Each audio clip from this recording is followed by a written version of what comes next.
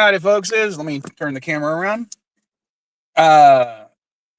Yeah, Elihu. So that first episode or that last episode of Peacemaker,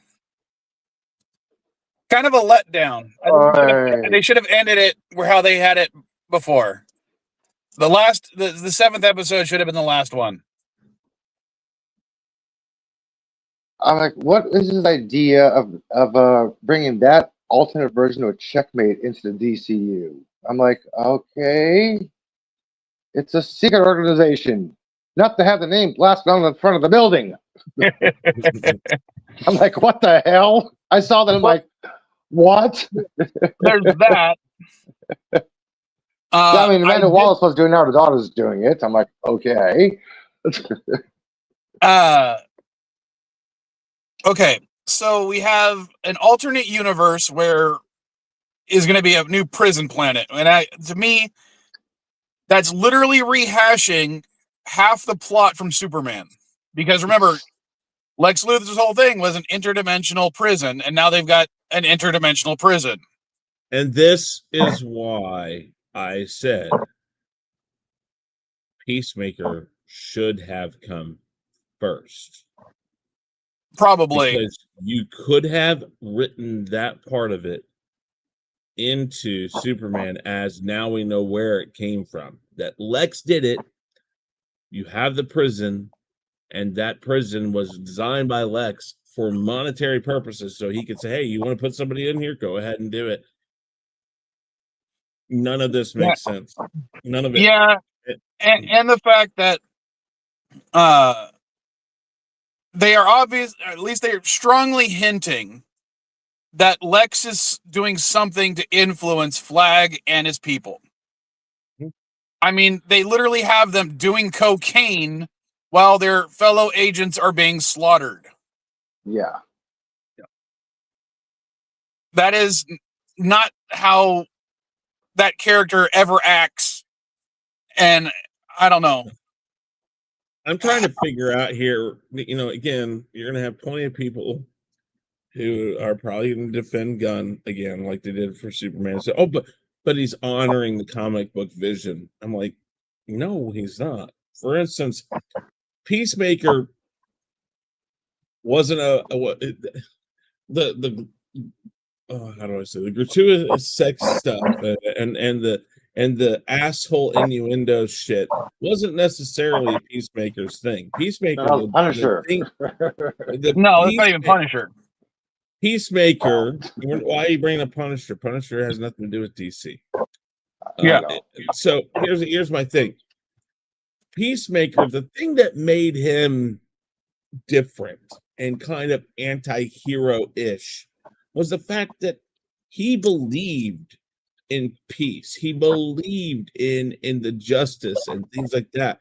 But how he went about doing it was totally against everything that he said he believed in, which was, all right, I'm going to use force to get there. A great example of who Peacemaker is if you watch the movie Serenity, the operative. Mm-hmm. The operative knew he wanted to create a better world, but he knew that what he did was not, he was going to do horrible things to achieve this better world. Mm-hmm. Under, including killing children. It was means to an end. But he knew that a person like him would have no place there. He wanted to build a world where people like him weren't needed. That's who Peacemaker was originally, and that's why he was an anti-hero, even villainish, if you want to go that far. Now, the sex and stuff, that's an interpretation for this character, which does not bug me all that much. The fact that he does drugs, and the fact that he is bisexual, or that's just building onto his character that he already had. But he at least has that necessary. Well, it's not necessary, but it's building onto his character, so he's not just a one-note character. I mean, it'd be like finding out that the operative from Serenity also liked mojitos on occasion. No, an occasional drink here and there. But when you're making it basically sex, drugs, and rock and roll, it's like that's not the character. I don't know. I've watched what I can of this, and that's the thing. I don't know. It's none of it makes sense. Any continuity of any sort going forward. The only way you're now basically bringing him to the new Superman universe, the DCU, is basically probably using this prison, and when he gets out, if he gets out, but when he gets out, I'm sure he'll be in that universe now because he'll go out the wrong door or something. That's going to be your explanation for how he ended up there or something. And by that time, we're already past Superman. Shouldn't you have just shown us how he got there? Because we know he's in Superman's universe. He's on a talk show during it. So he's obviously out of where you just showed him. Well, no, he's the Peacemaker takes place after Superman. That's the problem. Yeah, I know. Peacemaker That's the season thing. But that's my point. Is like it makes no sense. Yeah, there's no continuity to it, and he's continuing to do this. Peacemaker stream on. HBO. Okay. Yeah, HBO. Yeah. That's why I haven't seen it. Oh, HBO Max. Sorry. That's okay. I don't have it either way. Neither do I. TV related, so meh. Neither do I, but I know people who do. Ah. So, my chickens are being noisy because it's raining and they're all hanging out on my. Well, a whole bunch of them are hanging out on my little patio, and they're like getting mad at each other because there's a little box they like to lay their eggs in, but only two can kind of squeeze in there at a time. So, if somebody's waiting for the box, they get fussy. I know, weird. What can I say? Well, I just wanted to add that James Gunn has stated that he has no plans for season 3 of Peacemaker. Well, for the best. So now we just left it. Oh, look, he's there, and what does that do for anybody? Yeah, basically, this is supposed to tie into Man of Tomorrow. I'm like, okay, how? Yeah. If Man of Tomorrow is just sending him to another sending Superman to another prison, I'm already not looking forward to it. I mean, the first season that got released was I tried to defend Superman as much as I could, but yeah, it's got glaring issues. There's no defense for it. Dude, the first tease that Gunn did for Man of Tomorrow was Lex and Superman leaning on him with a screwdriver in his hand, and Lex was in his power suit. That was the first tease. The second tease was a picture of the cover of the script with a see-through skull with a brain and a smaller brain in the throat. That's the only tease we had. People thought it was going to be Brainiac, but I'm like, Brainiac has nothing to do with gods and monsters, as his theme is stated. Now, here's another thing. My issue with the gods and monsters bit. All I can think about when they say gods and monsters is the movie Gods and Monsters that DC did about an alternate reality version of Batman, Superman, and Wonder Woman. Justice Lords. No, not the Justice Lords. It was called Gods and Monsters. Sorry, that's Christ. Where Superman in this universe was actually Zod. Oh, I remember that one now. Yeah, that's right. When Zod interrupted the pod and put his DNA inside the egg. Yeah, I remember that now. And then Batman was actually a version of Man-Bat, Robert Langstrom, who basically became a vampire-ish type person. And I think Wonder Woman was, I want to say, a version of like Big Barda or something. She was one of the new gods, I think. Got it. I have it on DVD, but I haven't seen it in a while. Yeah. Let me look it up real quick. But so every time I hear him, that little bit, I'm like, that's all I can think about is that freaking movie. And I'm like, no, it's not. No, he's talking about Gods and Monsters. They start with Creature Commandos, the monsters. The gods are basically the new gods and the bugs. Let's see. I was expecting to see a city in the sky when that 360 camera was going around Chris. On that screen in the world, I'm like, okay, the camera's going around and panning around him. Chris, come on, look up, Chris, look up, look up, look up. You see a city in the sky?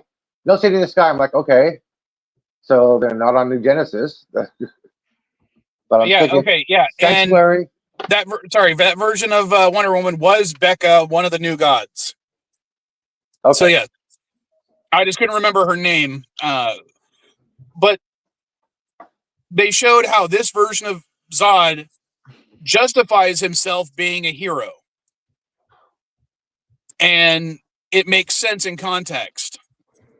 So it's kind of weird how they did a better job of justifying Superman in that movie than Gunn has done so far with his own Superman.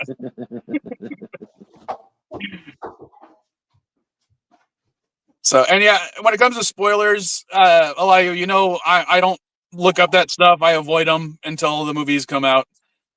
Yeah, I know. Because I like being surprised. But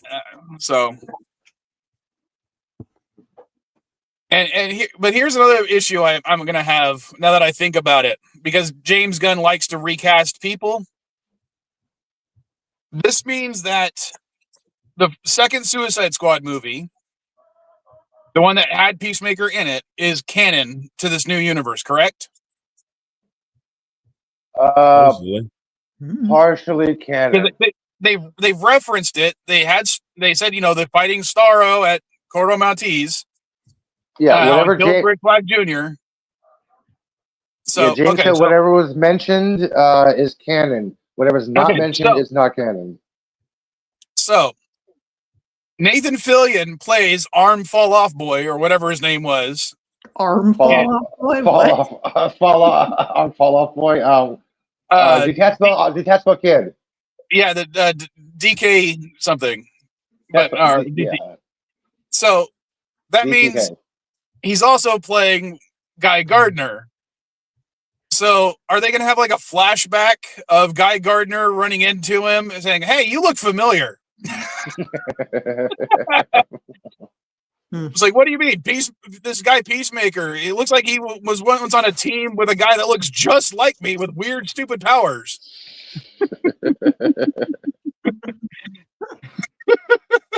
Like I said, I don't care. I think, I understand what the interdimensions or you never met TDK.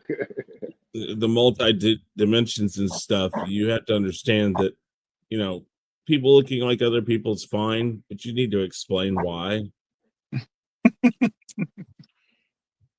And it looked like more than 99 doors that James said it was going to be in that dimension. Like, yeah, I kind of about 130. You, this time November, if Paramount gets a hold of this, he doesn't have a job.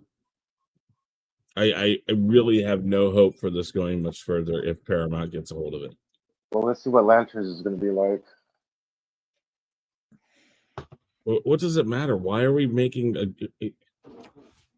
for the past like 4 years or whatever, or however long Gunn's been in charge, or that Gunn's touted this as being a movie, and now all of a sudden he changed it to a TV show. And again, I don't think it's worked for Marvel to go back and forth between TV episodic stuff and movies. They started focusing on that too much. And now DC is just doing what they've done for years, which is try to copy that formula, make your own thing, stick to movies, let the episodic stuff go to the animated people. The animated people know what they're doing with the episodic stuff. Leave the kitschy, more comic book referencing stuff to the animated people, because that's kind of easier to do in animation than it is in live action.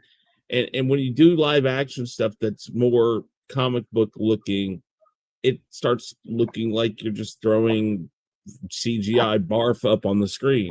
And that's what I mean. I don't know. I'm not saying you have to go realistic for Superman or anything like that. I'm just saying let's just strip it back and actually give Superman a movie instead of giving Mr. Terrific a Superman movie. Those things. It's like, and we talked about it last night on a stream over on Oscillator's channel, that when you say Superman as your movie, we shouldn't be arguing who the first main character is. If all four of us are working on a movie called Superman, And I say, hey, well, we gotta have Lois Lane and we need to have Jimmy in it. And then Dandelion says, well, yeah, but we need Lex Luthor. Lex Luthor should be in this. So we're like, okay, that's good. And then Elihu says, well, I'd like to see Ultraman. And then Mike comes in and says, well, let's do this. Like, let's introduce kind of the Justice League, but we'll call it something else, but let's introduce some of them.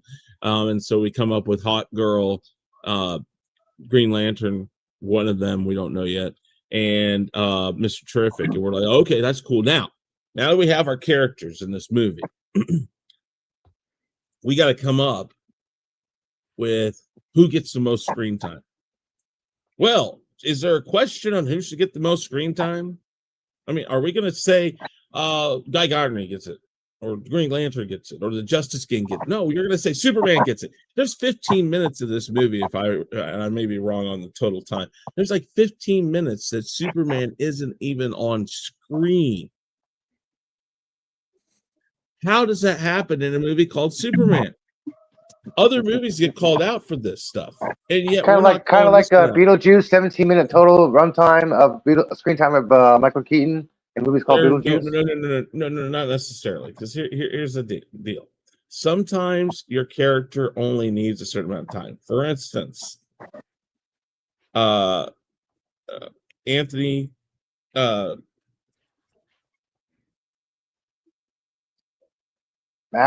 Michael Hall. No. Stop. No. Lecter, Hannibal Lecter, Anthony Hopkins. Thank you. He has like 7 minutes or something, like some crazy amount, but it's done perfectly because when you have him on screen, but it's not called Hannibal Lecter. Superman. Even Beetlejuice wasn't the main character in the first movie either. He is a character about it because he causes the hijinks. The underlying story is not about him. It's about other things. It's just, you know what? Tim Burton's just a quirky guy that comes up with the idea behind it. And I don't know. It's just, but it works. It still works. Nobody's calling it out because we know he's not the main person. Superman is your main character. But is he? Maybe he's not. Yeah. If he's now, not, I'll give you a reverse example for DC. Has anyone here watched the Justice League Dark movie? Mm-hmm. Yes. The animated one? Mm-hmm. Yes. So, with a film called Justice League Dark, you think it would focus on the darker characters for Justice League, especially the team known as Justice League Dark, led by John Constantine. True. Who's front and center for most of the film? Batman. Yeah. You could argue the entire thing's a Batman movie. You could. I mean, Zatanna's barely in it. Swamp Thing is hardly. It's seen in a couple of scenes towards the end. John Constantine acts as a motivator, but the team is basically led by Batman, which in the comic book, it wasn't. This was the people that used magic that fought supernatural threats, whereas Justice League fought the other threats. So having Batman there, you know, a character who doesn't do a lot in supernatural realm, was kind of stupid. He doesn't? Have you seen a lot of the Batman versus Turtles, Batman versus, like, I don't know. It's like, I don't know. Well, the Ninja Turtles aren't supernatural. No, well, not entirely, but they kind of are. They were chemically altered, not supernatural. Yes, but it's their origin is based in science. Supernatural. Supernatural doesn't mean spooky, ghostly, or anything like that. Supernatural means something more than natural. Bottom dollar. That's what it means. I wouldn't argue that it's Ninja Turtles is supernatural. That's what I'm saying. It is. Okay, I don't think supernatural. It's more than natural. That's like saying supernatural. Okay. That's like saying Starfleet transporters are supernatural just because we don't have an explanation in the real world for how they work. We don't know how them. In context, we don't know how them. under context of the show premise, though, it fits in the show Now, science. does TMNT have supernatural elements? Absolutely. They had one of the versions had Leonardo with a sword that could cut through reality that he could use to teleport. Yes. I think the turtles themselves prove that there's supernatural stuff. No, that's what I'm saying. They're created by science. Ah. They're like a Frankenstein. There's no supernatural element to Frankenstein. But I'm just saying, supernatural in its context of what you're saying doesn't have to be that. They do fit the context of what supernatural is, which is more. Do you want me to just say magic? Natural. Because magic and this, they're the superheroes that deal with magic. Okay. Traditionally, Batman doesn't deal with magic. No, he doesn't. It's magic. There's a few. There's a few things, but no, for the most part, no. It's not so.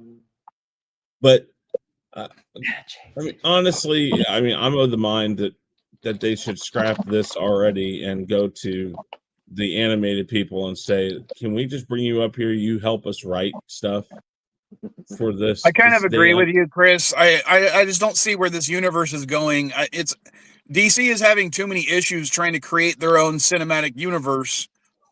They already failed once with the DCAU. Yep. And they keep ending their animated universes, which is starting to piss me off. Their one successful one was freaking the Arrowverse for live action, and even then, it didn't have actual Superman for the most part until Lois and Clark. And even then, they removed Lois and Clark from that universe after a while so they can continue that show. Yeah, which bugged the hell out of me. Tyler Hoechlin did appear in Supergirl before Lois and Clark. Yes, that's what we all know this. But what I'm saying is the last couple of seasons of Lois and Clark, they say don't take place in the Arrowverse. Yeah, I know, because of the Care Bear stare, everything got converted to one universe, but all of a sudden it didn't because they recast Lex Luthor. Lex Luthor had a different backstory. I'm like, what the hell? No Supergirl at the end of the finale. I'm like, oh my gosh. And I'm not saying that Lois and Clark was a bad show, but it's kind of like it's like where Peacemaker is. It's in this quasi area where it's somewhat related to last universe and somewhat related to a new universe. Well, internally canon, but externally partially canon to one, partially canon to the other. It's confusing. And yes, I am using 2 lighters to light my cigarettes right now. Why? Because one has bad flint, the other one has still has fluid in it. Okay, I've been there, done that. So you were using 2 at once. Okay. Yeah. Creative. I just don't think, again, I'm stuck in the same spot I was with Alien Earth now. I'm watching stuff like Peacemaker. I'm watching Superman. Supergirl's going to be out here next year. And all I hear is that somebody else is going to buy it. And Gunn's contract is up in November of next year. I'm like, I don't foresee it. I mean, again, his contract was like 5 years. He should have had a movie out 2 years ago. Not only that, he should have had 2 or 3 movies every year for the last 5 years. No, because here's the thing. I think, and again, this goes back to the superhero fatigue thing. I don't necessarily believe in it. What I think is that we got used to having a movie once every year and a half, and we went from that to having 3 a year of Marvel because they had so many in the pipeline that when the Fluffy Bunny disease stopped everything, we were like, and then I said it, you're going to get a bunch of these things out quickly. And they didn't take the time with those things. Again, if we reset the DC universe again, I would go to more of the George Lucas or Disney Star Wars thing and say, we're not going more than every 2 years, one every 2 years. We're going to bring out Superman. We'll bring out a Batman, bring out a Wonder Woman, and then maybe within that 6-year period, we will come up with an idea that will be Justice League, like Justice League Beginnings or something like that. I kind of disagree with you. I do think that when you're starting the universe, at this point, you need to have more consistent releases. Maybe one every year and a half, maybe. But what I would have is something along the lines of you have one A-list movie and maybe one B and one C. So you have your Superman followed by let's go something silly. Let's go Plastic Man. I think that's what I think that's what he's trying to do right now, and it's not helping. I don't think that's what he's doing right now. I mean, he has Peacemaker, but Peacemaker was continued off to the other thing. He did Creature Commandos. Okay. He did Peacemaker again, but Peacemaker is automatically in this, so it has to be thrown into with this. Then he comes out, then he has Superman, but now he's talking about Clayface, and then he's talking about this. And by the time, literally right now, we're looking at, if he's lucky enough to keep doing this, 2029 right now might be the best time we're going to see a Batman movie. You focus on your heavy hitters first. You've got to focus on your heavy hitters. I mean, all right, hold on. People would argue with Marvel that that it was crazy to start with Iron Man. Well, I don't know. Maybe it was, and I think a lot of us thought that way. The problem is if you were to say, well, who do you start with in the Marvel universe? Most people would say Spider-Man. Spider-Man has always been a character that has made money, no matter if it's separated or with anything. It's always done well on its own. That's who they should have started with. So that's what you need to do with DC. But DC has like 3 of the most iconic characters ever, which is Superman, Batman, and Wonder Woman. So when you're talking about how do we start a universe, we need to give the people these things. And they almost did that with the Snyderverse. Almost did that. They went Superman, Wonder Woman, Aquaman, and then the first Batman movie was a combination movie, which is where people started saying, why are we putting this together already? Why are we doing this already? They should have just done a Batman movie. And then maybe the next one could have been something like Batman versus Superman, something like that. Maybe. There's no more Robert Pattinson, please. That guy's the worst, man. It took him 17 years to go from a vampire to turn into a bat. Somebody else. All right. So the films on the slate right now, we have Superman followed by Supergirl, and then Clayface followed by another Superman movie. So I've got a question. Go whole Iron Man thing, just super quick, the whole Iron Man thing did work out for Marvel. Doing that as that sub-character worked out. What character from the DC universe that's more of a minor character would you choose to try and replicate that with? Like, is there a secondary character in the DC universe? Mr. Terrific? No, I wouldn't even do that. I would stick with your 3 because you have obvious ones. The only obvious one in Marvel's side. Death a little bit. Like, is there another interesting character? Maybe start with one of the DC villains. They tried already. Villains in they DC. already tried to start another universe in DC with Green Lantern. Well, with Green Lantern, also with the Batman and the Penguin. The Batman was not. It was not designed for a start. That's Elseworlds, and that's why they did it that way. And that's probably going to continue. That's the reason why Batman has always been in their moneymaker, and Superman at one time was just because. And they said that's what we're going to stick with. We're just going to do these movies. That's all they are. They're Superman movies or Batman movies, and they didn't connect to anything else.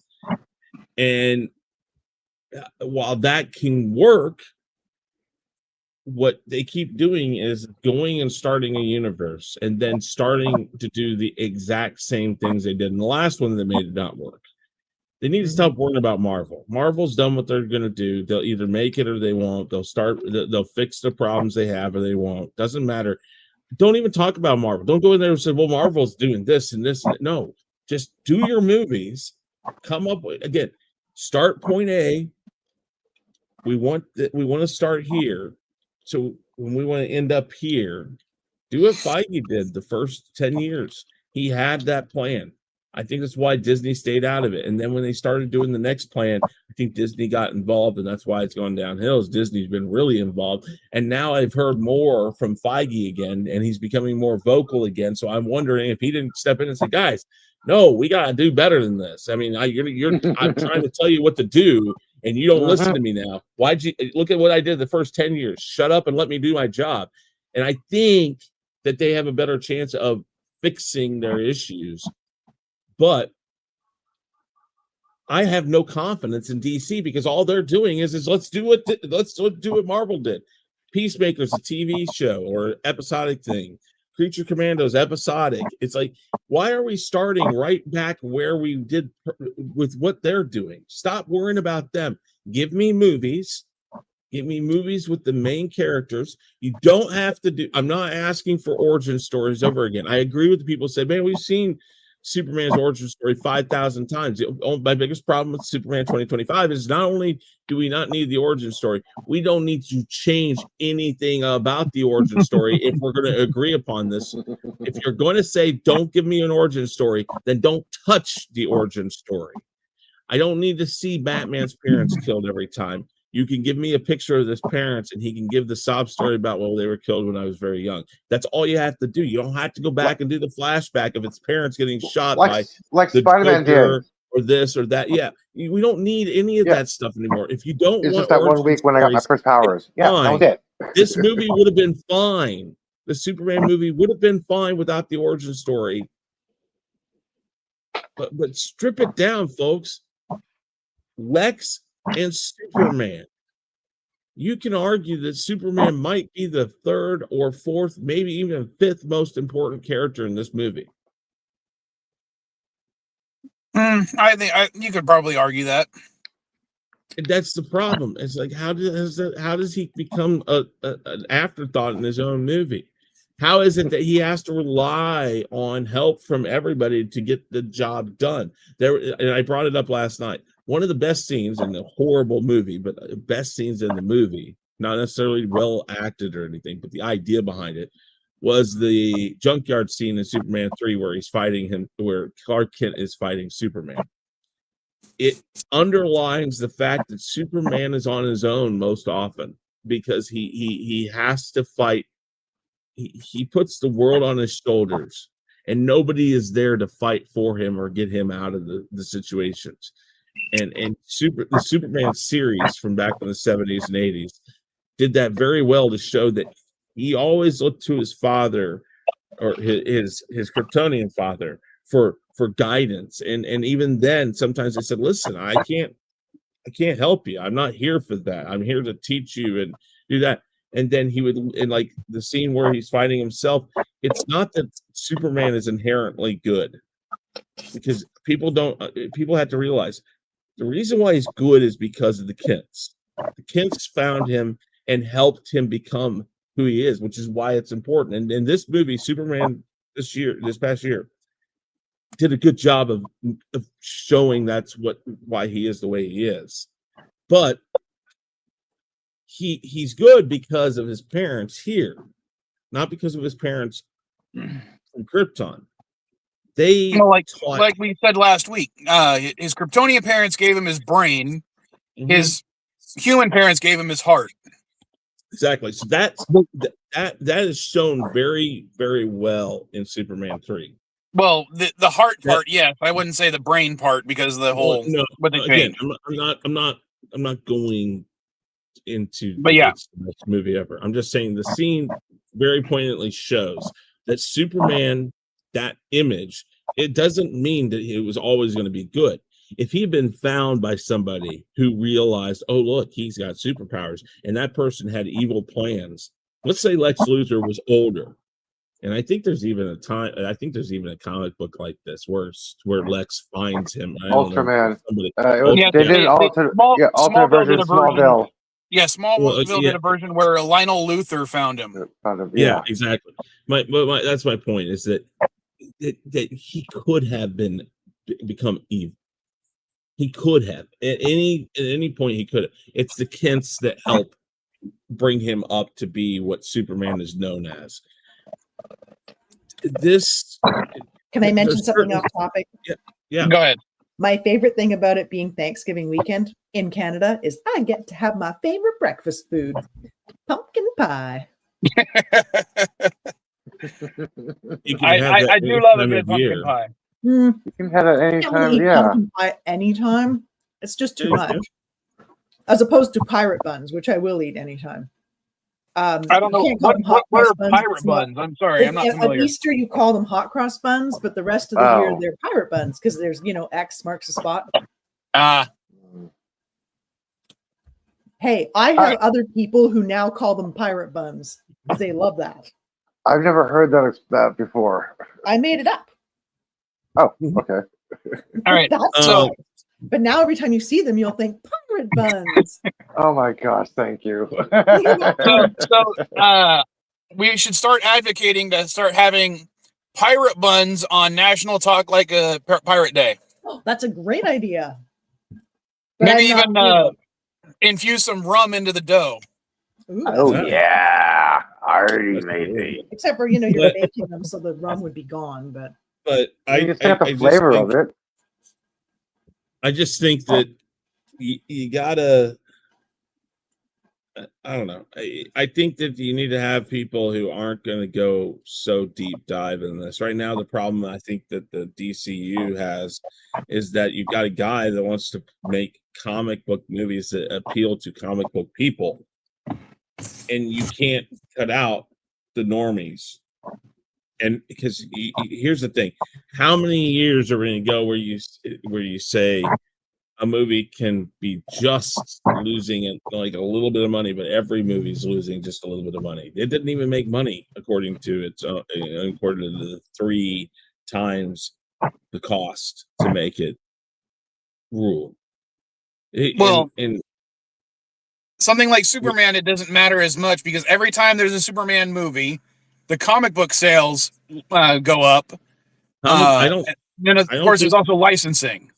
Star Wars is one of those franchises where they can have a movie every year that doesn't make, loses a little bit of money off the top, but through licensing alone, Disney is making a bundle because it's that type of franchise. Hold on here.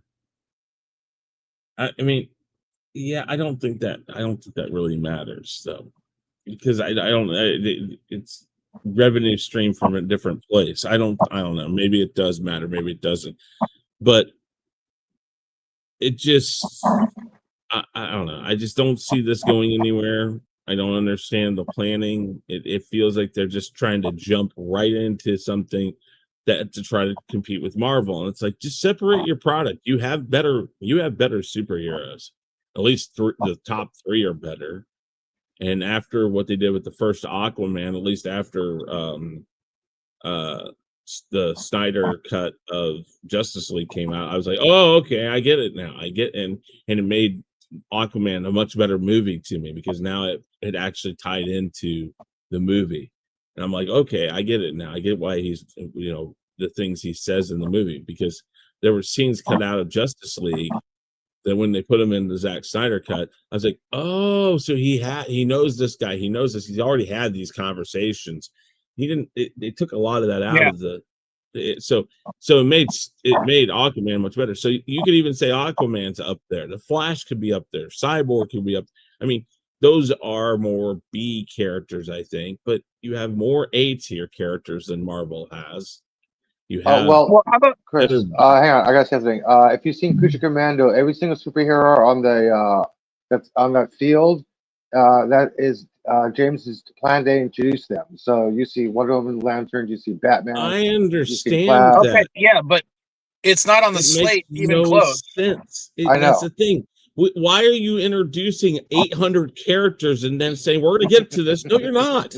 You're not. And how about this? Hold on, Chris. How about instead of doing a DC universe where we're focusing the movies like you said that we should do the Holy Trinity: Batman, Wonder Woman, Superman. How about we start off with something different? How about we start off with Teen Titans?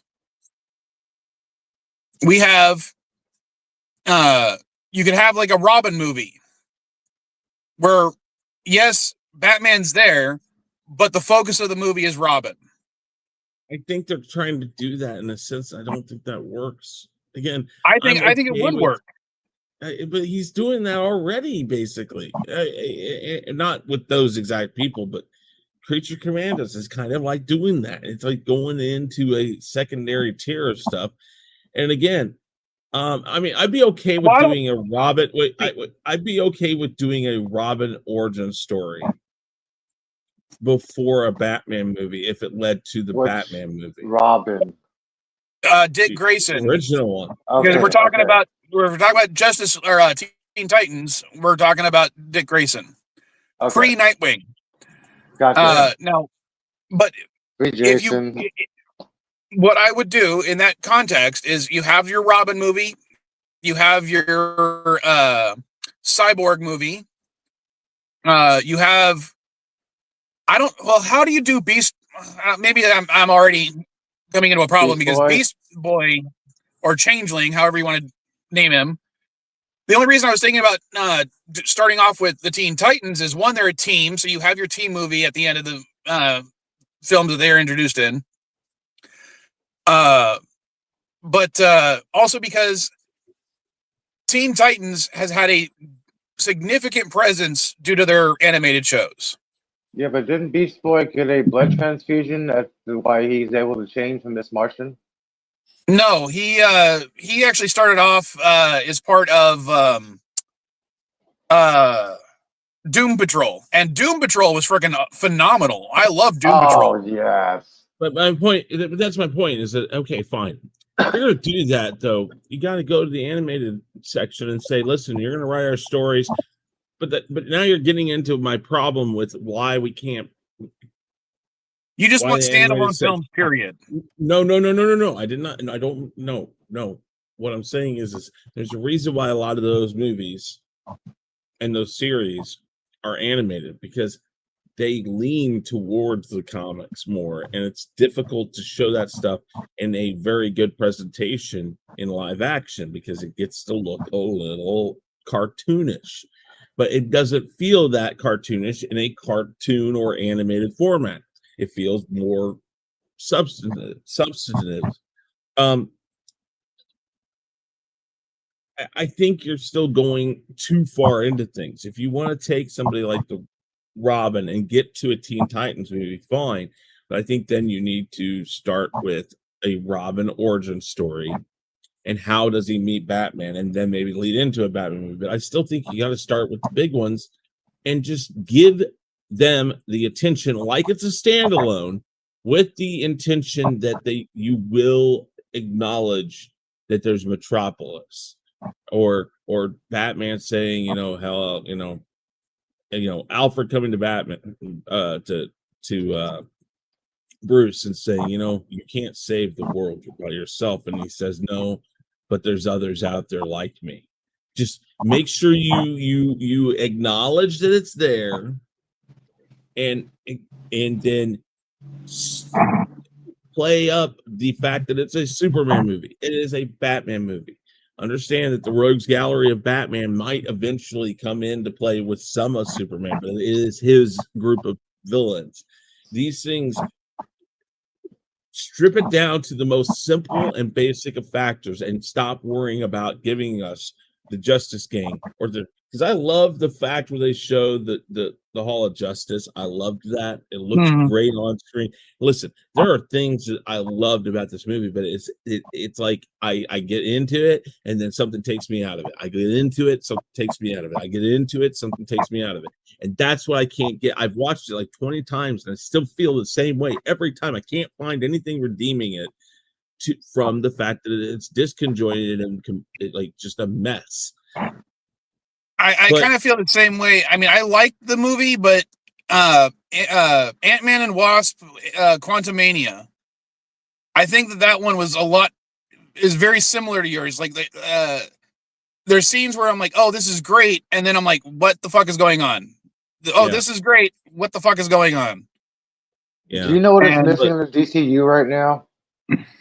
Sorry? There's one thing that's missing in the Continuity, DCU. understanding. Besides that, magic. Where is the fucking magical beings and superheroes and the villains and the I creatures? don't need that because you're like the Wonder Woman is, by metahuman thing- definition, is magic. Yeah, the metahuman side of things that they've already introduced into this, which was introduced into the Snyderverse first off. Yeah. That's fine, but you introduce this movie where it says, you know, metahumans have been around for whatever, and it's like, 300 years. yeah, and then that's what this movie should have been called, as metahumans. Truthfully, if you called it that, maybe it makes more sense.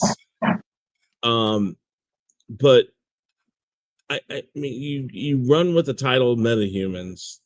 You at least explain why I've got at least 4 metahumans, 5 technically, 6. So, you know, again, you at least make some sense of it.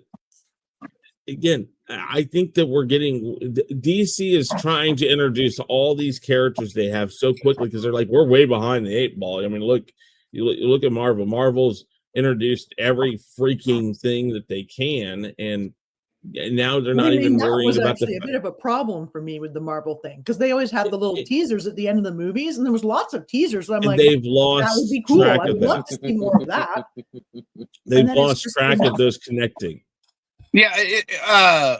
What I was saying was earlier how you wanted I said you wanted standalone movies, but you said that's not what you were looking for. If you look at Iron Man 1, Thor 1, Incredible Hulk 1, each of those is technically a standalone movie. They are. Now, they don't introduce the interconnectedness as much. But it's there. Coulson is in 2 of them, Thor and Iron Man. You have your scene with Nick Fury and Thunderbolt Ross at the end of Hulk, connecting it to that. But they weren't explicit about the connections the entire time. No, but it led to it was very understood that small amount, and that's why I'm saying you can do it, but they focused on the character. Yeah, and the that's Hulk what movie DC, was about Hulk's journey. Yeah, yeah. I'm sorry, not Hulk. Thor's journey. Yes. The Hulk movie was about his relationship with Betsy, or Betty. Was it Betsy or Betty? I can't remember. Betty. Thank you. Betty Ross. So yeah, and of course Iron Man is all about, it had his origin story, but his origin story for that movie is integral to the type of hero he was supposed to become.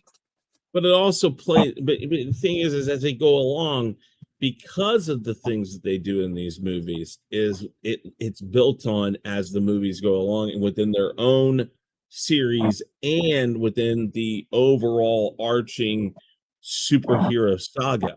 It all plays into each other as you go along. And that's the thing. That's what I'm trying to say is that you can add things to each character as the new movie comes out for that character. But at the same time, it plays into what happens when they all come together. And again, Kevin Feige had a very good formula. And so if you want to follow a formula, you follow the basics of that formula. And you don't worry about where is Marvel now. But like Dandelion said, that was what made the first 10 years great, is that when you saw the ending of Iron Man and it's Nick Fury, or you saw the ending, well, actually, no, the Iron Man one, was it where he goes to, is that when he's in New Mexico? Yeah, that's Thor 1. And it's, well, no, and it's also Nick Fury's in that one too. And that no, Nick Fury's not in Thor. It's Coulson. Not Thor. No. I'm saying the end scene of Iron Man is the Coulson shows up in New Mexico. Sir, I found it.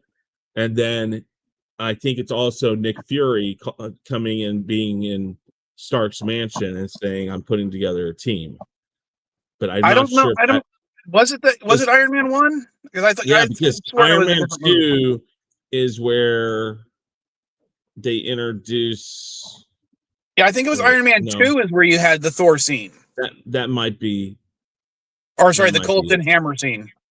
That might because be yeah, it. Iron Man 2 did come out before Thor. Okay, so but my point is that they each of those scenes paid off later on, and it's because they were very small, very like just teasers. And while Marvel still does it, they don't pay off on it. They paid off on every one almost of the first 10 years. And if anything, Marvel, they've gone away from that. They kind of ended up having just too much going on, right? There was just, well, that's and I mean, true. They had like a good teaser. Like I thought it was kind of funny, the teaser at the end of the Eternals, which I didn't hate the movie. It was fine. But I mean, I would actually have probably watched that follow-up movie. Like it sounded like, you know. Well, it wasn't that they weren't planning on doing it. It's just it used to be that they knew they were going to do it. Then you got Blade talking in that. And now Blade's been on hiatus multiple times. And it's like, okay, so why did you show that if you didn't already have it started? That was why it worked in the first 10 years. Because when they put Coulson in that scene, they already had Thor all but done. You don't put things in there that aren't running. I think that right there we came up with the idea of where the problem lies with Marvel. It's not that they're doing things that don't pay off. So they're doing things that they know aren't going to, or that they don't know if they're going to pay off or not because they haven't done it yet. Yeah, they changed that. They did change that a little bit with Thunderbolts, where they show the final Fantastic Four at the end of it, and then Fantastic Four came out really quickly after, but then it didn't pay off in Fantastic Four because basically what it's showing is at some point the Fantastic Four are going to end up in the same universe that we're in right now with the Thunderbolts, but they're not in the same universe currently. So we see the Fantastic Four spaceship in Thunderbolts. Of that Fantastic Four movie. What? I still haven't seen it. I know I'm doing bad about that. I haven't seen Thunderbolts yet. I mean, it's on freaking Disney Plus, and I still haven't seen it. Don't bother with Thunderbolts. You can watch Thunderbolts and enjoy it for the film it is. Yeah. The only part that I didn't like is one, there's no point of recasting Thunderbolt Ross as Harrison Ford other than name recognition. Right. And two, they telegraphed the Red Hulk thing way too much in the trailers. Yeah. I don't know. Every movie, though, like the Fantastic Four, for me, this isn't a huge spoiler. The whole movie centers around it. As soon as the movie centers around a super magical baby, you lose me. You just lose me with super magical babies. Well, we only see Reed Richards use about 2% of his ability. That's it. Every time he's a genius. Well, hold on. In the comic books, Franklin Richards is basically super magic baby. I mean, I know they've used him multiple times. So for me, it's probably just not my kind of characters. If it centers around super magical baby, I'm like, nope, just nope. I'm out on super magical babies. They just lose me. I've always preferred Valeria Richards over Franklin Richards, to be honest. And the other thing, if you're going to have Franklin Richards in there, how do you not introduce Squirrel Girl? I don't know. I'd almost rather have super magical pets than fucking super magical babies. And I don't really like super magical pets either. Well, I don't know. But I think that the problem is that they put a lot of their teasers in that just they don't know if they're going to pay off or not because they didn't have the movie all but done. And I think that's where they did the right thing. And then you have the problem with like totally having to throw away a whole idea with Kang that you basically built a show around and a movie around, and then all of a sudden, nope, we're not going to do it. It's like, I'm not saying that what he may have done that he was convicted of is right or wrong. Again, I don't normally care about what an actor has done in their personal life. It's like, listen, Mel Gibson is one of the worst people in the world, but I love his movies. I like him I as recently an rewatched Like me and Jane. a few months, like 2 or 3 months ago. I rewatched all the Lethal Weapon movies, yeah, and they are fantastic, dumbed down action movies, and he does a great job in there. And what's even funnier is, rewatching it with some of the things that Riggs says. I'm like, Mel Gibson would never really say that in real life. No. And again, Kevin Spacey, for instance, I love Kevin Spacey, a lot of Kevin Spacey movies. I separate the art from the person because the issue I have with that, though, and I think this is the issue people have, is if people are truly horrible people and they're doing horrible things and they're getting away with it because of the celebrity, they shouldn't be able to profit off of their horribleness. Like they shouldn't, they shouldn't be horrible people and able to profit from that. Yeah, 9 times out of 10, I can separate the art from the artist. Yeah, but like nowadays, I'm not gonna watch any new movie that comes out with the Mel Gibson. I'm not gonna watch. I actually recently saw a movie that was, I think, directed by him or something, and I kind of was like, "Ooh, I didn't realize he directed that." I don't know, it was some airplane gone awry movie or something. Well, I mean, it was like a small plane. I can't even remember what the fucking movie was called. But I don't. Again, here's the thing. I like, for instance, with the guy that played King. I forgot his name right now. Jonathan Majors. Yeah, Jonathan Majors. Yeah, there's a lot of things in that following the trial. Oh yeah, no, that was definitely a bit squirrely for sure. Yeah, but that's my point. It's like we don't know why. Sometimes people do get found guilty for things, and then you're kind of like, oh, should they have?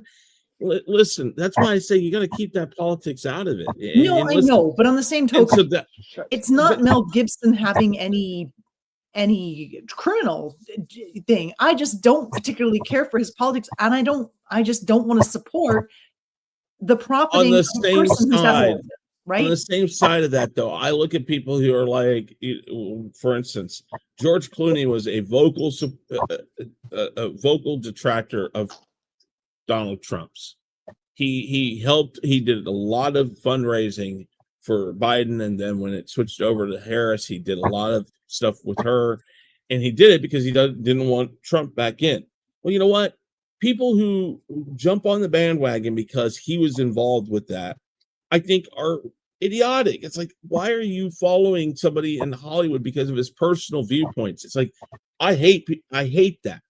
So that's why I mean, flat out, no matter who the person is, how good or how bad a person is, leave it at home about that. I want to see product on the screen. I'll give you a similar like Ricky Gervais said at the Oscars one time. Leave your little political speeches at home. Just say your words and thank you. Got the fucking stage. I love James Woods. James Woods, and James Woods is a fucking dick and an idiotic asshole when it comes to his political fucking views. But I love James Woods. Now, I'll give you an example of something that when it came to like celebrities endorsing things, it wasn't a political thing. We were talking about Nathan Fillion earlier. I love Nathan Fillion. I love Firefly. I like, virtually every movie he's ever been in. I like The Rookie. I liked, Castle. All good. But he endorsed Solar Roadways and was like their spokesman for a while. I was just like, no, dude, the science doesn't back it up. Stop! Don't endorse them. I realize you're not even being paid to do it, and you're saying all this great stuff, giving them free publicity. Stop. But that's the thing. It's like I separate them no matter what it is, what they say, why they say. We live in a world where too many people just take their viewpoints and what gets said by people that listen. The rock the vote thing. I'm like, rock the vote is such and I'll be honest with you, rock the vote's a liberal thing. Always has been. I don't like that because it's influencing people without getting them involved in the right way, which is, listen, I don't think you should be introduced into liberalism or conservatism. I think you need to be introduced to find the facts as you see them, find what you like. Because here's the thing, I think a lot of kids and a lot of people who are introduced first to liberal ideas might not realize that they probably have some very heavy conservative ideas too.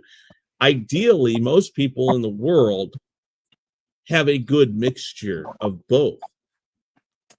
And I think that I see too many times, like my sons, for instance, when I think it was with Obama or something like that, or the first time Trump came in and tried to run, or whichever time that was, I don't know.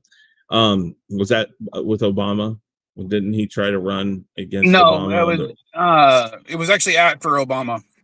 Was it? Okay, I think even Trump knew that he was not going to win against Obama.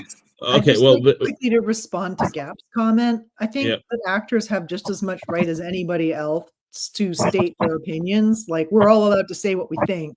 They just have bigger platforms, and then you can decide for yourself. If that doesn't matter to you, keep watching your movies. If it does matter to you, don't. Like, that's basically I'll give you an example. I hate 90% of what Stephen King writes in his books. Mm-hmm. I've never liked his books. Mm-hmm. I like his short work a lot better than his long form stuff. Yeah, exactly. I hate the style of writing he does. It doesn't grab me. I don't like his need for this Deus Ex Machina in every supernatural story he creates. He takes 17 pages to describe a leaf falling off a tree. Yeah. Basically, I don't like him as a writer when it comes to a large portion of his stuff. Mm-hmm. His politics, I can agree on entirely.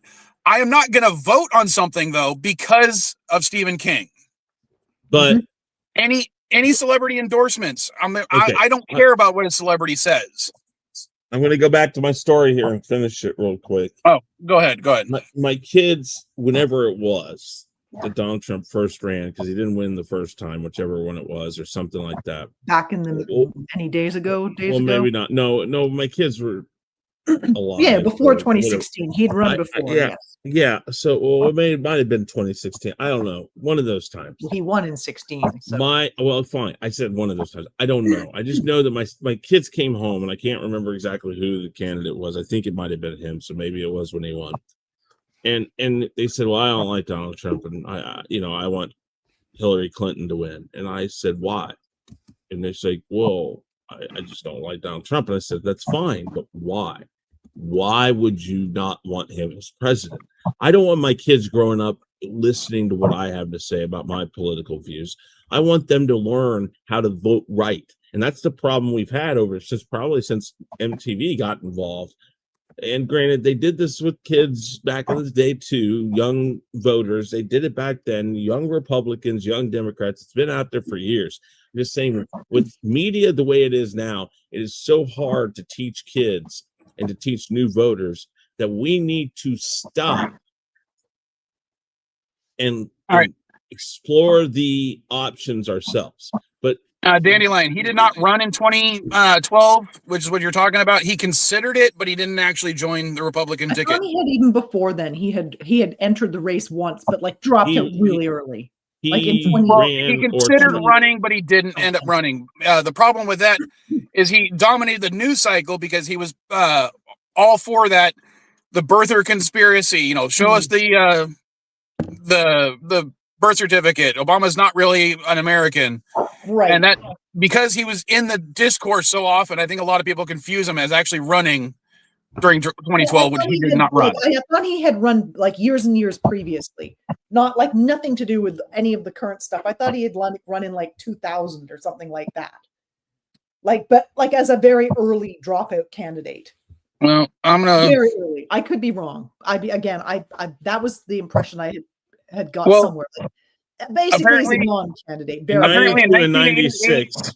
Yeah. Right. In 1988 is when he first floated the idea of running for president. Right. So that should. All right, guys. I gotta run. All right. I gotta get ready for the night.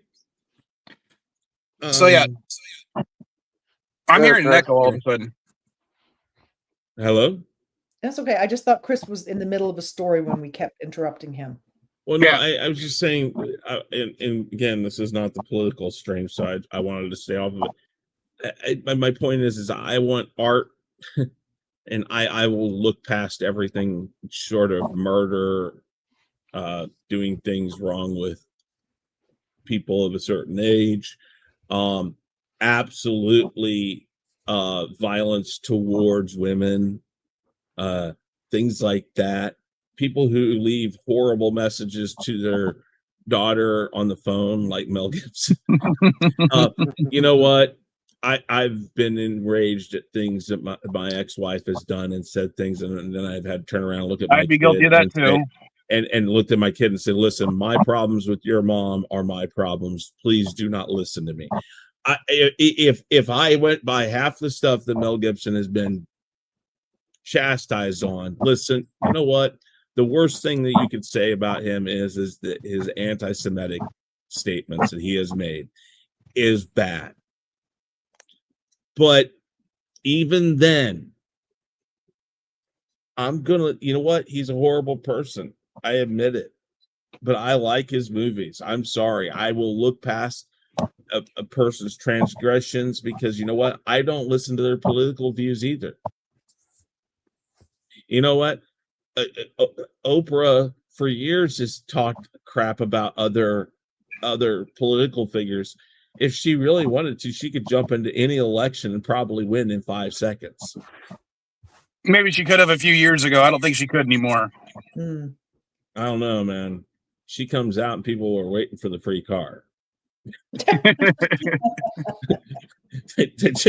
She shows up and all of a sudden people think something's going to happen. And she's got them all. All right. Well, if you got to head out, go ahead. I'm going to talk about Dexter for a little bit because that was the other thing I watched. Because I started watching. It's supposed to start raining, and I want to go out and get a walk in before I get soaking wet. Yeah, they're going to be here tomorrow. Tonight? Yeah, I'm on for tonight. Yeah, I will try to be there. I can't guarantee it with my work schedule today. If you can make it, you can make it. Come in whenever you can. That's fine. And Elijah, you're going to be there too? Yeah. All right. Maybe. I sent you some like useless junk this week again, Chris, just in case it was of any use to you. As yes, I know. I gotta watch because it keeps on so dinging me every time. Yeah, and so did I. Dinging me for the tribbles thing, which I think is stupid. I have to fucking fight every one of those. Anyways, yep. I will look at him and see what I can do. Yeah, I mean, it was just I thought, well, Chris might be interested in this. If not, then no. Some of it I thought was, you could take a clip out of it, but I'll look. Dandelion thought one of the clips I sent you was weird. Which one was that again? Batman. Okay, I gotta run. Yeah, that was weird. Later. Later, guys. All right. So, are you heading out to Elihu? No, I'll say bye to Chris. Okay, like you said, the way you said it, I thought you were heading out too. No. Yeah. Okay. Well, we'll see you next week, Dandelion, or else we'll try to see you tonight. Yeah, for sure. I look forward to seeing you all soon. Bye, everybody. Later, girl. All right. So, have you watched Dexter, this new resurrection thing at all, or no? No, I have never seen one episode of Dexter. Okay. I only have seen the first 4 episodes so far of this new resurrection thing. And it's not yet good, in my opinion. Mostly because it seems to be so contrived to get him in the situation that they want him to be in that it begs credulity. I just don't see, like, he had to be, like, he goes to New York to see his son. Oh, he happens to hear about a serial killer, because remember, he's a killer of serial killers. So he hears about a serial killer while he's there, and he's going to go ahead and hunt this guy down. Oh, this guy happens to be in a group of other serial killers, but he hasn't met them yet, so he's able to take his place. And it's just so contrived that I just like it. I don't like the way they set it up. They have this great idea for this group of serial killers, and him being a serial killer that kills other serial killers. But the setup just it's like a soap opera. Okay, if he's a serial killer that kills other serial killers, and he's in a group of serial killers, why don't he just off everyone at the same time? Show's over. Well, that's the whole thing, is he has to do it in his way of doing it. That's the problem. Oh my gosh, that's so fucking stupid.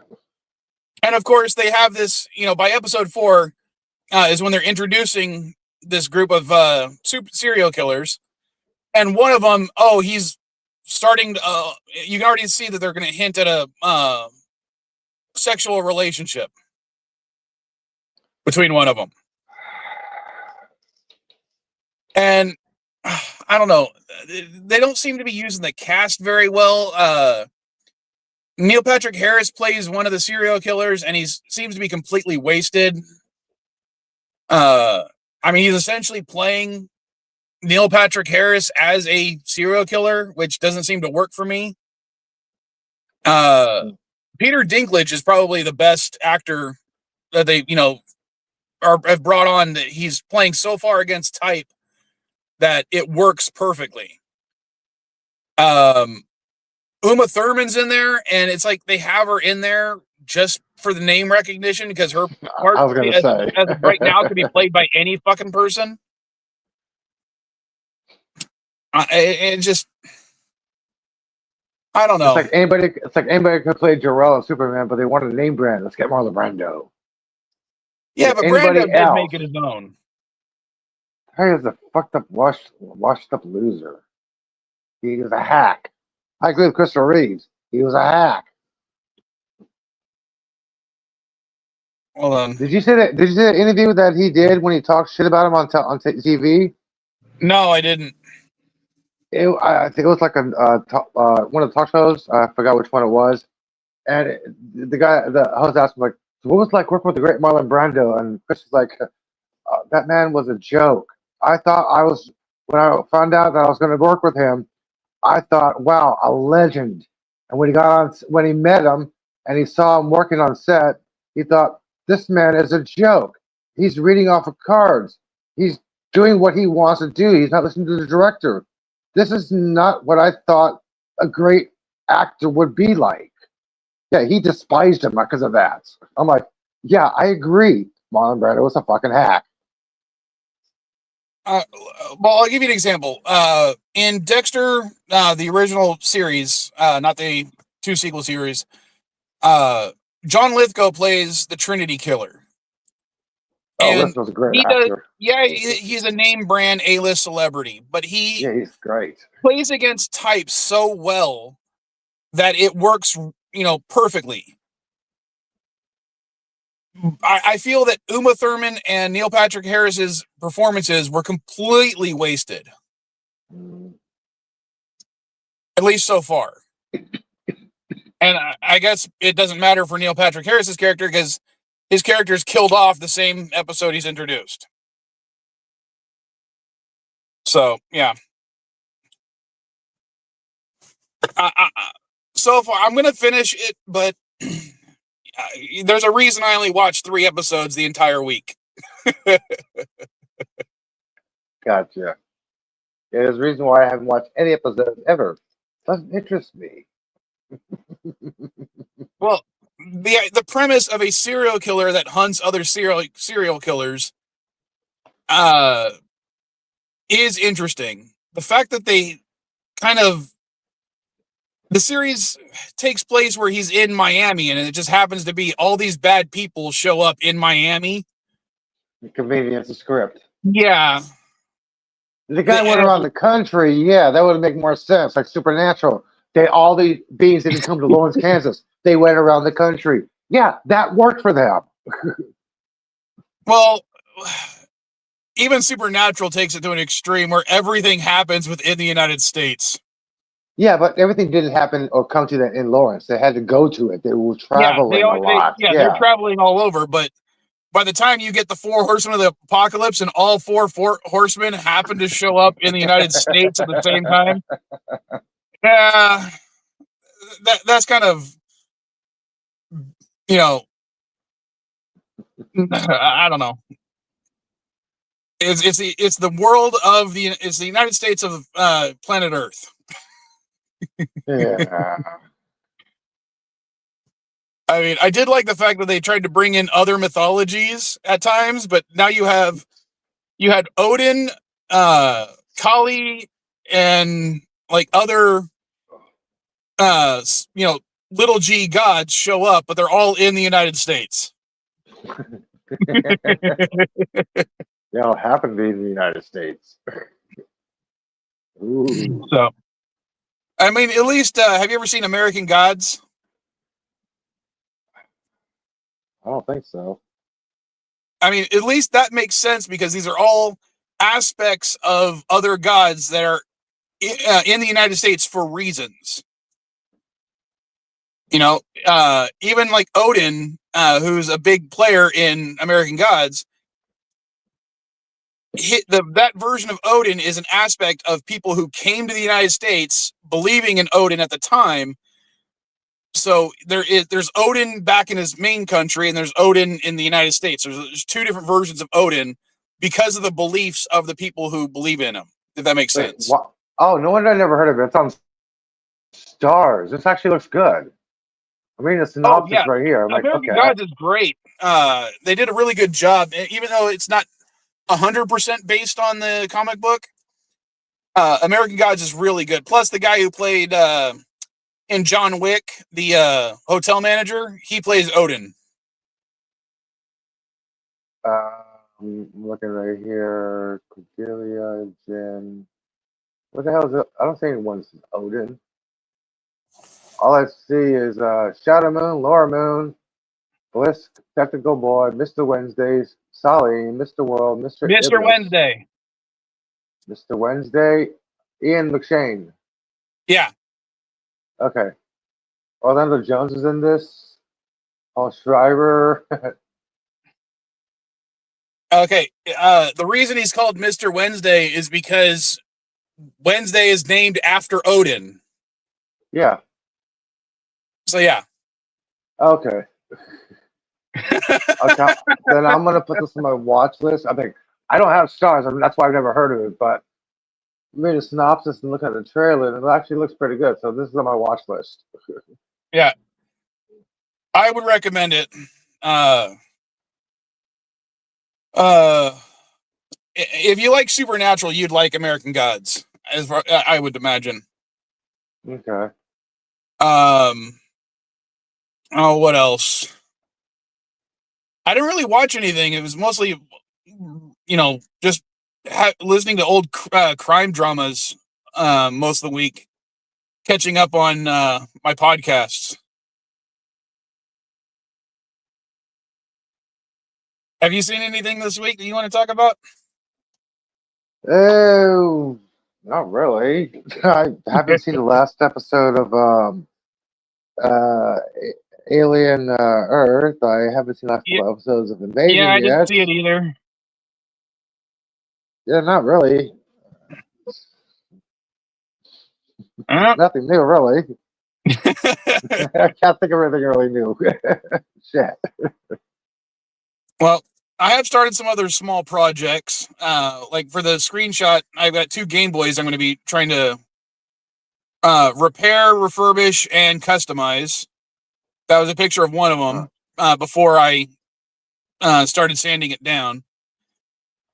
Because I got new screens. I got I'm soldering some capacitors to fix some of the issues with it.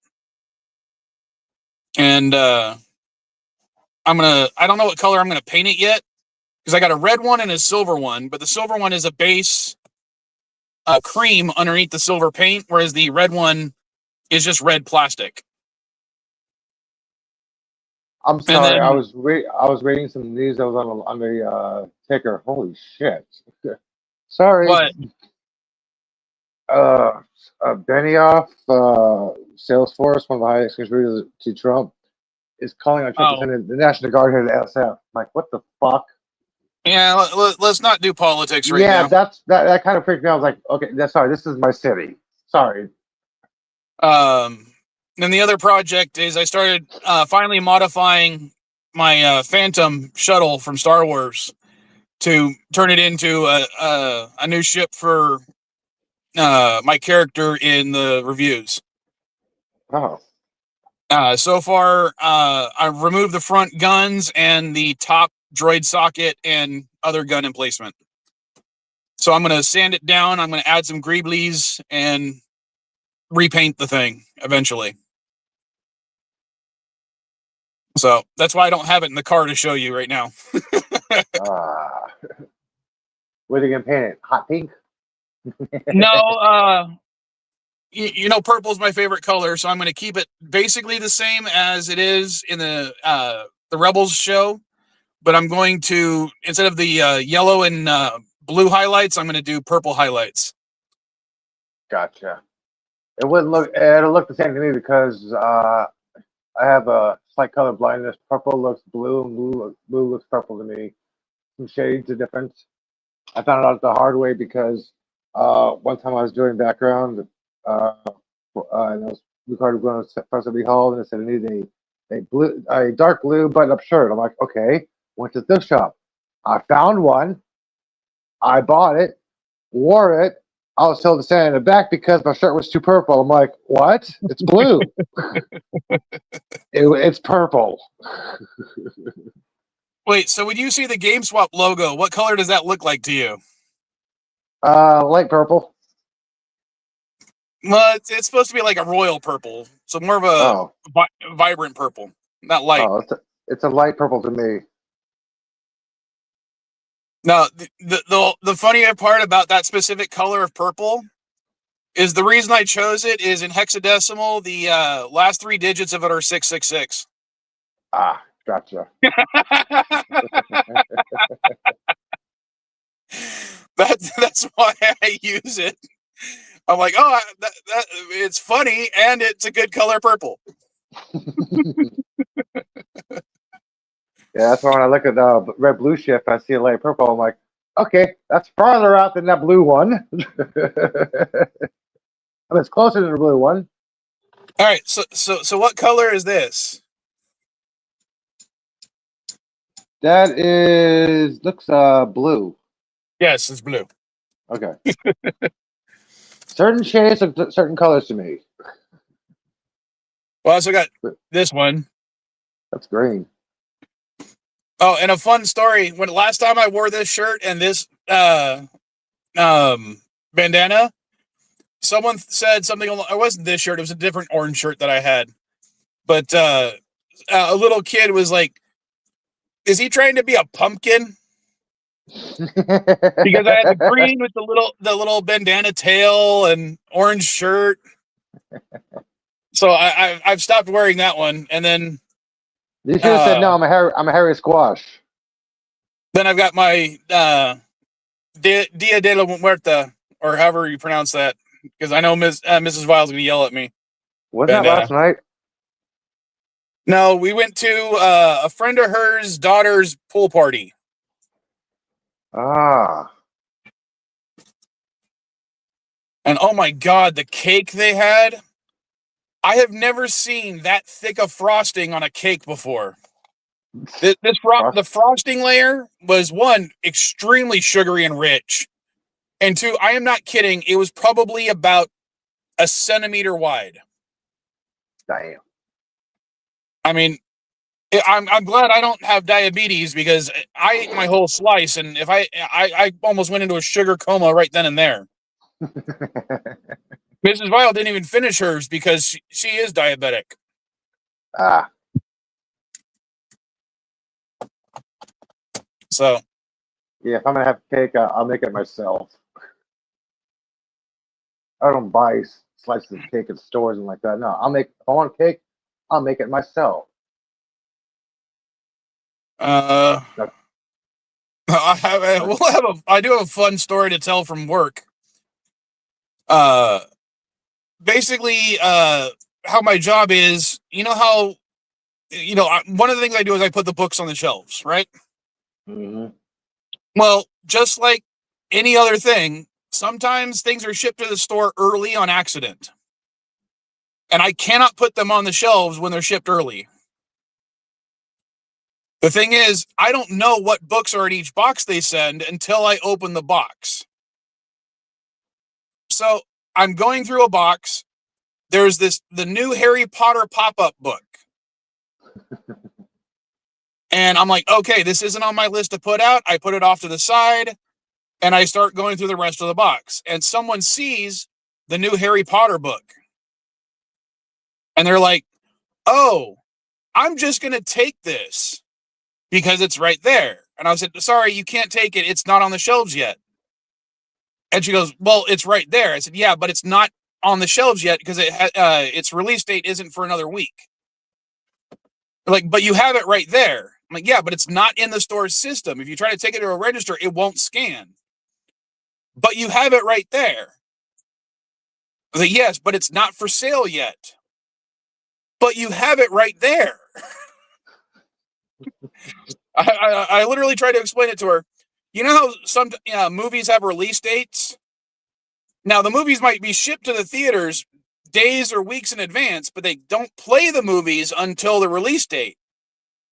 Technically, that person can still buy that copy early because technically you removed it from its packaging and placed it on the property of the store, although it's not on the shelf.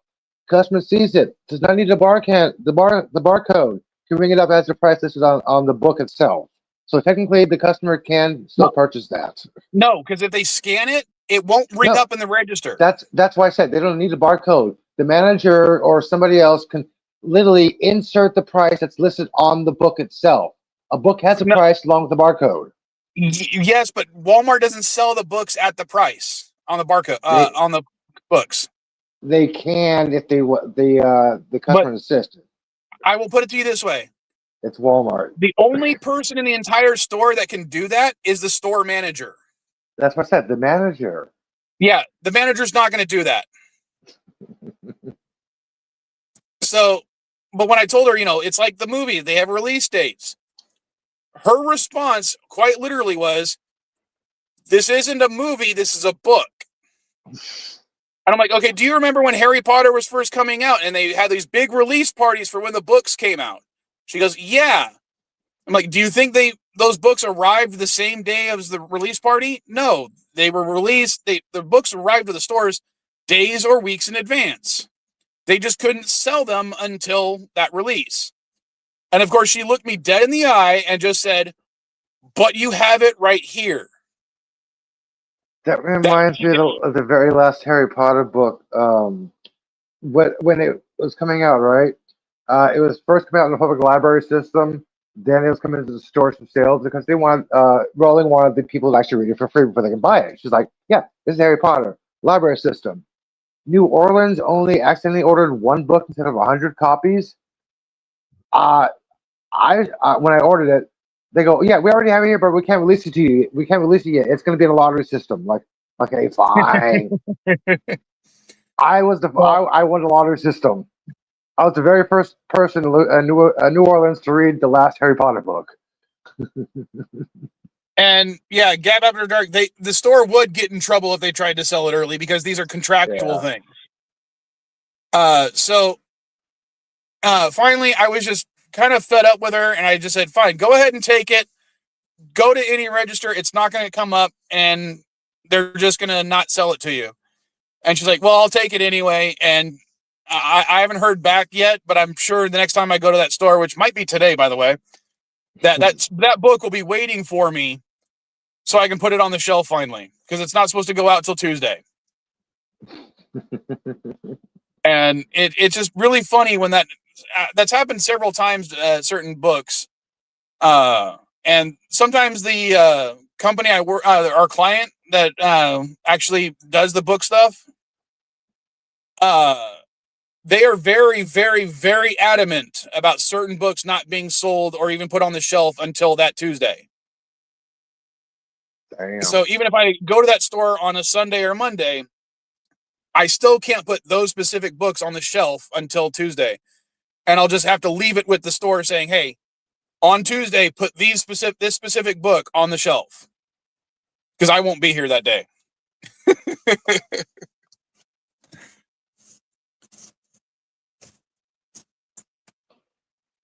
But all right, we've been going for an hour and a half. We got nothing much to talk about, so I'm going to go ahead and end the stream so I can try to get to work. I got to go home and change first. Yeah, I gotta go to the mission, gotta go to the dispensary, grocery shopping, usual stuff. Well, hopefully I'll see you tonight. As I said, I might be late if I play. So, all right. Later, folks. Later, Gap. Later, Thanks for being weirdos. here, man.